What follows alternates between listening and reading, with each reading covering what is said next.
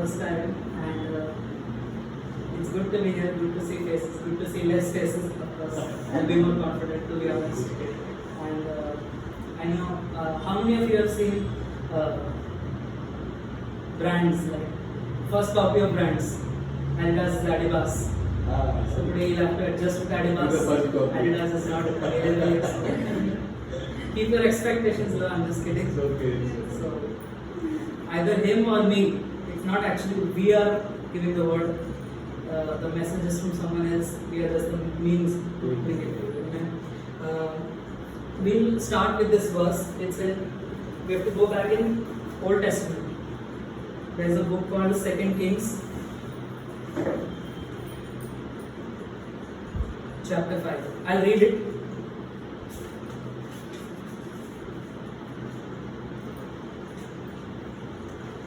The whole chapter is too long. I'll read the verses which are specific to this story. We'll start with verse 1. Check 2 Kings. We all got it? Yeah. 2 Kings chapter 5 verse 1. I'll read it. Now Naaman, commander of the army of the king of Syria, was a great and honorable man in the eyes of his master, because by him the Lord had given victory to Syria. He was also a mighty man of valor, but a leper. So the first verse here basically gives us the background of the story, background of the person with whom we are dealing here. This man is called Naaman. He was a great official in the kingdom, in the office basically. You know, they say the courtroom full of people. So he was a great official. He was actually a great and honorable man. Maybe he was a fighter, because in the next line it says the Lord had given victory to Syria through his name. So we'll just assume he's a commander of the army maybe, and he was a great and honorable man. He had a lot of respect in the courtroom. But the problem is he was a leper. How many of you have seen leprosy, leper? So it's like this. Their hands are like this. Their body has a different color. They're just uncomfortable. And in most societies, now it's normalized, but back then it was completely cast out. In another room, in another place. They had no respect. They had no rights in the society. Nothing like that. Yeah. And they used to quarantine the person who had this, so that they could be healed. But in this way, it says they didn't even allow those people in the kingdom. But since he was a commander of the army and he was a great man, so he was up there. He had a lot of respect. We'll come to verse 5. It says, Then the king of Syria said, Go now, and I will send a letter to the king of Israel. So he departed and took with him 10 talents of silver, 6,000 shekels of gold, and 10 changes of clothing. What happened between verse 5 is there was a young girl in the kingdom. She said that you have leprosy, you have this problem, you have this disease. There is somebody in Israel who can heal this disease to you. And since in Syria they didn't even allow these people to be there, they would cast them out. So the king said, okay, fine, I'll write a letter of recommendation. So that if you can go to Israel, they will at least look to you, they will, attend you, and maybe you will be healed. So he takes that letter. It says, I will send a letter to the king of Israel. So they sent the letter, and this man called Naaman, he left from here with a lot of things. He left with 10 talents of silver, 6,000. These are all measurements in Israeli measurements. That too in ancient measurements. So back then it was like there were no notes, there was no currency, it was just gold coins. So this is like measurement of that. He took all this so that when he reaches there and when he gets healed, he can give this as a form of a gift, or you can say a feast to the person who will be healed. Okay, we come to verse 8 now. So it was when Elisha the man of God heard that the king of Israel had torn his clothes, that he said to the king, saying, Why have you torn your clothes? Please let him come to me, so he shall know that there is a prophet in Israel. What happened between verse 5 and 8 is, when the king of Israel received that letter of recommendation, the letter, he got very scared. He got very tense, because he did not know any such person in the country who can heal them. So he got scared. What is this letter talking about? There is nothing of this sort in the country. And Syria was a very big country in those days. It was a great power. So suppose that person has sent the letter and he is not able to deliver. So there may be problems for the king of Israel. So he got so scared, he tore his clothes in pain. He got so scared. When there is a mention of this person called Elisha. For this we have to go back and tell you the story. There is a great prophet called Elijah. This is 2 Kings we are reading. Back in 1 Kings, there is a great prophet called Elijah. great man of God. God has done many things through him, many great miracles, many great, and he was a prophet. Prophet was also a minister to the king. So he was a very great man. He had a servant called Elisha. Elisha was his servant, his right hand. There were total 12 people. One of them was Elisha, and he was the closest to Elijah. So Elijah, when his time had come, he actually did not die. There are very few people in the Bible, they did not die, they didn't have a physical death. God took them up. We all know the person called Moses, Prophet Moses. He didn't die actually. He went to a mountain and the people who were standing there, they were just looking and he just disappeared. So there are very few people, very choicest people who didn't die. They were just taken up by the Lord. So Elijah, when his time had come, God told him that I will send a chariot of fire. Chariot is basically horses and that. So he said, I will send a chariot of fire. You have to put your hand on that and I will take you up. So Elijah already knew this before time. So he told his disciples that at such time I will be going, I will be taken up. So come to me so that I can pray for you for your anointing, so that you can take this forward. But Elisha, his first hand, his right hand servant, he said, I don't want normal prayer.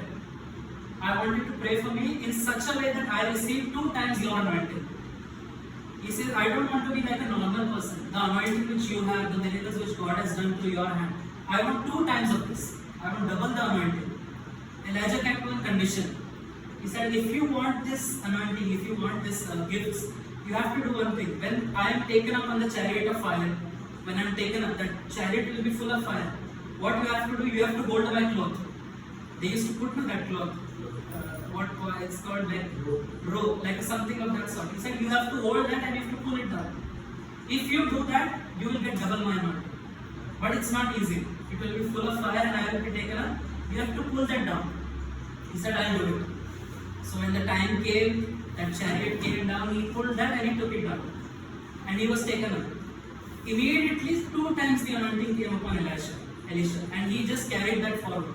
He became that prophet, the great prophet in Israel. He became the helper to the kings. He became the main person in the courtrooms. Then Elisha was the big name, Prophet Elisha. So that story continues till here. Now Elisha is the main person in the entire country. If people want to pray, if people want advice, if the king wants advice, they come to King Israel. They come to Elisha. So when Elisha heard that the king of Israel has torn his clothes, he is in tension, he is scared, he is worried, what will happen? Then he sent a message to the king, he is saying, why are you worried? Why have you torn your clothes? It says in verse 8, why have you torn your clothes? Please let them come to me. He shall know that there is a prophet in Israel. He says that let that person come to me. I will pray for him, he will be healed. And the people will know that Israel is not empty. There is a prophet here, there is a man of God here. So it says ahead, verse 9. Then Naaman went with his horses and chariot, and he stood at the door of Elisha's house. And Elisha sent a messenger to him, saying, go and wash in the Jordan 7 times, and your flesh shall be restored clean to you, and you shall be clean. Now, of course, Elisha is a very big prophet. He is a great man of God. He is a highly respected man of God. But Naaman is not a common man. He is also a great official in the great country of Syria. He is a commander of the army. He is a highly respected official in the courtroom. And when he came, he stood at the door. Elisha didn't even come out of the room. From inside, he sent a message. He told him, there is a river called Jordan. Go to that river, dip 7 times in that, and you will be okay. Now, Naaman, he didn't even bother to check if this actually works. Should I try? He got so angry. He's saying, I am such a big man. I am such a commander of the army. I am such a respected man. And this prophet, he didn't even come out to meet me. He didn't even come out to say hi or anything like that. He just sent a message. How can I follow this? So he got very angry. It says here, in verse 11, it says, Naaman became furious and went away, and he said, indeed I said to myself, he will surely come out to me and stand and call on the name of the Lord and wave his hand over the place and heal the leprosy. Are not Abana and Pharpar, the rivers of Damascus, better than all the waters of Israel? Could I not wash in them and be clean? So he turned and went away in rage. He says, I thought when I come, he will come out, he will beat me, he will shake my hand, he will pray for me, and he will organize a big prayer, he will stand there and he will call upon the name to the Lord, and immediately I will be healed. But this man didn't even come out to meet me. He didn't have that much courtesy as well. Then he says, he mentions 2 to 3 rivers. He says in Damascus in Syria, all these rivers are 10 times better than everything in Israel. If I just wanted to dip, I could have simply dipped there. Why did I come all this way? Then he goes away from there. He gets very angry and he goes away. He says, I don't even want to check. I don't even want to try all this. Then his servants, verse 13 it says, his servants came near and spoke to him, my father, if the prophet had told you to do something great, would you not have done this? How much more then when he says to you, wash and be clean? They say, his servants tell him, if he had told you to offer a lot of cattle, offer a lot of cows, or cut offerings, do this, do that, everything you would have done. Instead of that, he gave a simple instruction. Go dip 7 times in that and you will be alright. He says, if we have come all this far, let us try this. Let us at least check what happens. So he listens to them. Then he goes there. It says in verse 14, he went down and dipped 7 times in the Jordan, according to the saying of the man of God. And his flesh was restored like the flesh of a little child, and he was clean. So finally he went there, and he took the dip 7 times, and he was immediately healed. So this is the first part of the story. Now actually if we go ahead to verse 20, we'll come down to verse 20. Now I hope you remember when this man of God, he came from Syria, he brought a lot of things with him. He brought gold, he brought silver, everything he brought with him. But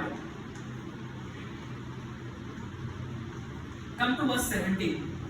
It says, so Naaman said, then if not, please let your servant be given 2 mule loads of earth. For your servant will no longer offer burnt offerings or sacrifice to the other gods, but to the Lord.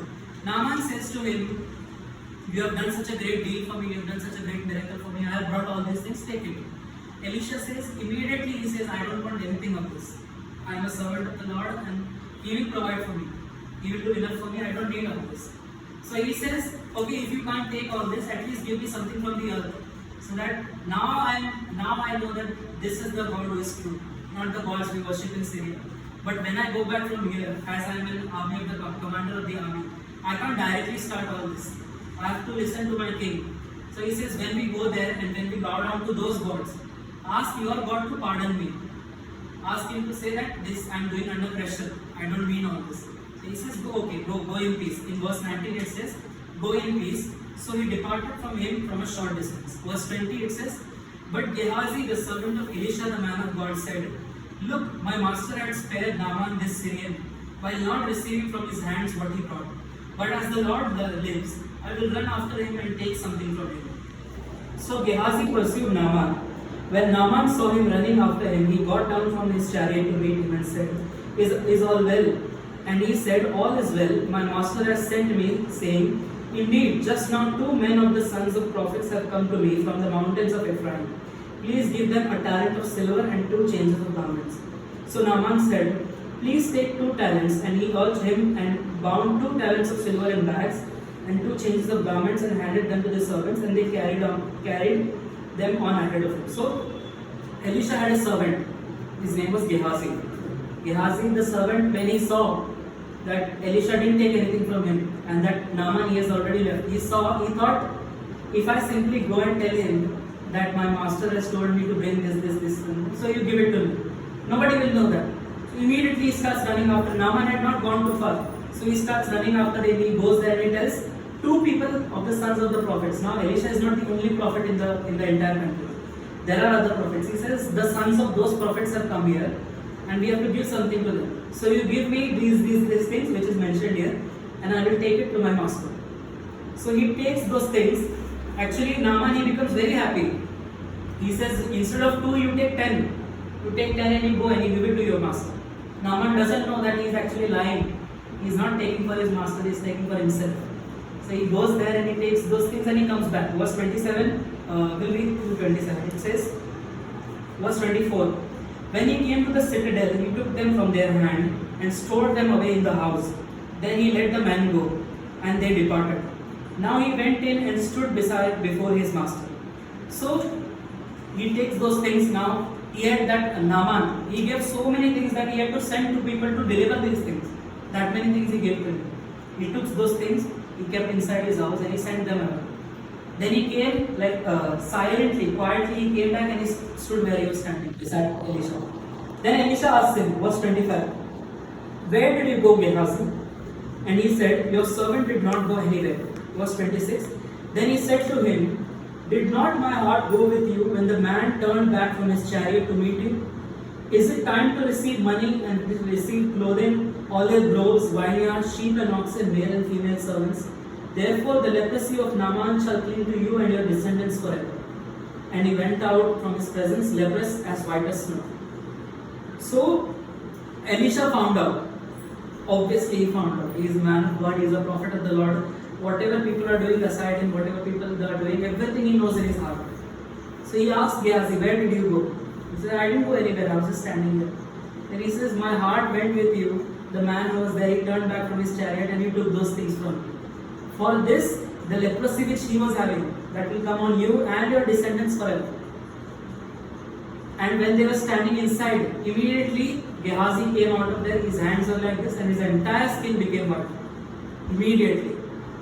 So the lesson from here is, we can never lie to the man of God. We can never lie to Lord himself. In all these ways, basically if we see whatever my daddy he taught us, all of it was, what happens if we do this? What happens if we do this? This may be one lesson is what happens if we don't do it. If we don't be honest with God, if we don't be transparent with God, the consequences will be very bad. It will be very dangerous. So it says greed. The main point here is greed. Greed came into the servant of Elisha's heart. It takes no time. I'll be honest with you, all of us here, if we get the offer, probably we will think 2 or 3 times. Obviously we'll think 2 or 3 times. Some of us may agree also, included myself. So greed is very easy. But how can we control that? Through word and through prayer. We have to keep control over our conscience, we have to keep control over our minds, and we have to understand what is more valuable than this. After all, these are all materialistic things. What is more valuable than this? We have to understand. We'll hold this. We'll come to Acts, the book of Acts in New Testament. Acts chapter 5.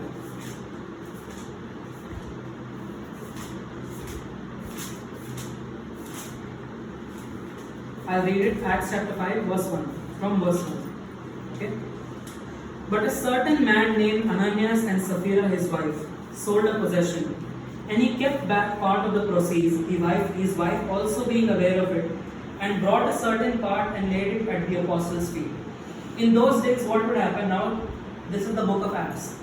Jesus has risen from the dead after 3 days, and he has been taken up in the air. So the 12 people who are left here, he anointed them, he prayed for them, and he told them, like 2 or 3 times ago we read that Jesus called them, he gave them power over demons, over healing others and demons and all that. So he prayed for them, and now these people are the main people here. So the main person in all these was Peter. He was the main apostle, he was the leader there, and he was standing. So like how now we offer some things in the church, like as a gift, as a part of an offering. We give it to the church, we give it to the pastor. So in those days, they used to break the things and they used to lay it down at the apostles' feet. They had a lot of respect, they had a lot of fear also in those days. So they brought and they used to keep it at the feet. Either it is money or gold or substances, whatever. They would bring and they would keep at the feet. So there is this couple, their name, the man called Ananias and his wife called Sapphira. They sold a piece of land. They owned a land, so they sold it. Whatever money they got from that, one short portion they kept it for themselves at home, and the rest they brought and kept it at the feet of the apostles. In verse 3 it says, but Peter said, Ananias, why has Satan filled your heart to lie to the Holy Spirit and keep back part of the price of the land for yourself? While it remained, was it not your own? And after it was sold, was it not in your own control? Why have you conceived these things in your heart? You have not lied to men, but to God. Then Ananias, hearing these words, fell down and breathed his last. So great fear came upon all those who heard these things. Same thing as before, same thing as Gehazi. You can take the same story. Gehazi is Ananias and Sapphira. Elisha is Peter. Both Peter and Elisha, they are great men of God, highly anointed. It says in some verses, when Peter used to walk, And people used to walk through the crowds. Even the shadow, if it fell on people, they used to get healed. Such was his anointing. Immediately he understood in his heart that these two people are lying. They have not brought everything and they have kept it here. So he understood and he told, why did you think this in your heart? When that land was yours, it was your own. When you sold it, it was your own. But why did you lie to God? It's not like you lied to me, you lied to the person, the God, you lied to the Lord. Immediately he died. On the spot he fell down and he died. 2-3 people came, they took him, they took his body and they buried him. Verse 6. Young men arose and wrapped him, carried him out and buried him. Now it was about 3 hours later when his wife came in, not knowing what had happened. And Peter answered her, "Tell me whether you sold the land for so much?" She said, "Yes, for so much." Then Peter said to her, "How is it that you have agreed together to test the Spirit of the Lord? Look, the feet of those who have buried your husband are at the door, and they will carry you out." Then immediately she fell down at his feet and breathed her last. And the young man came in and found her dead, carried her out and buried her by her husband. So great fear came upon all the church and all who heard these things. His wife came in at the same time. She did not know what had happened and she could not see her husband. After 3 hours she came in. Peter asked him, "Did you actually sell this land for this much? Is this the actual price? Are you telling the truth?" She said, "Yes, this is the price." Then Peter says, how come both of you have agreed to test the Lord? How come both of you agreed to lie to the Lord? When it was your own, it was your own. But when you bring it to the Lord, you have to give it entirely. Immediately both of them fell down, immediately they died and they were taken. Now the question is, it was such a simple thing. It was just money, it was just offering. And as most of the things in the Bible, most of the things in this belief which we are, nothing can be forced on a person. Everybody has their own choice. If we are sharing this word, it is your choice whether you believe this or not. It's your choice whether you follow it or not. So, common people like us, we would think like all they did was hide something for themselves. Why? They could have punished them, they could have taken more from them, they could have increased the taxes or whatever. But immediately they died. Why such a great punishment for lying? But that is the thing, the point here it says that the sin, the punishment for this is not for lying. It is for testing the Lord. It is for testing, it is for greed. Like in the previous story, the story was about greed. Here it is about testing the Lord. There are same elements, but it is about testing the Lord. Basically it says we should never lie to the Lord. Never lie to God or to the man of God. That is point number 1. We should never lie to the Lord. Second thing is we should never let greed overtake our hearts.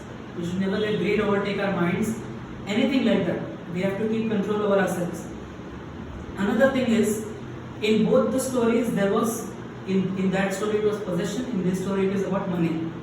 This was like tithe, no? They used to be 1/10 Exactly. of the. I was not sure if this means. I read this.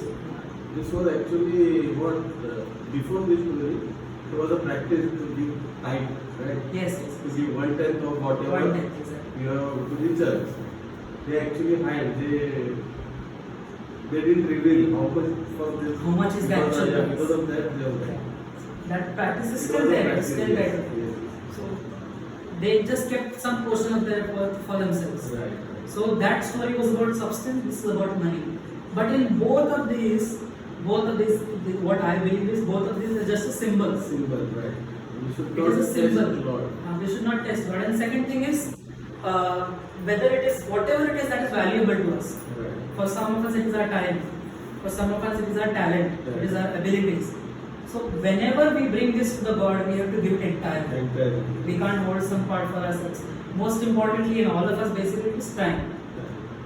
It is just a symbol. Time, when we are giving our time to the Lord, we have to give it entirely. It says, there is a word that says here,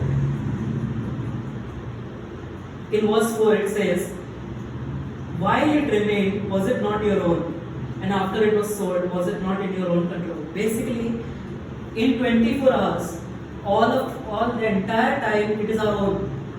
But when we devote to the Lord, we have to sit entirely there. Mentally, physically, emotionally, spiritually. We have to sit there and devote our time to the Lord. We can't cheat in that. We can't keep some time for ourselves. And like we can give some time to the Lord. No, that is completely wrong. We have to give entirely what is ours, we have to give it to the Lord. So, the last thing I would like to say is prayer and word. These are the two things that can stop our mind from being distorted. There are wrong thoughts, there are wrong greed basically. So, how we can avoid that is through prayer, through word, and we can control our own minds. So, in both the stories, I know it was extremely short compared to like a very yeah. So, good message we got.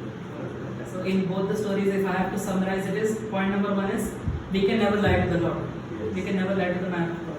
Second thing is whenever we give something to the Lord, it has to be entirely devoted. We can't keep some part of ourselves, and we can't just save something for the Lord. Amen. And never put the Lord. Never test the Lord. Yes. Third thing is we should never test the Lord.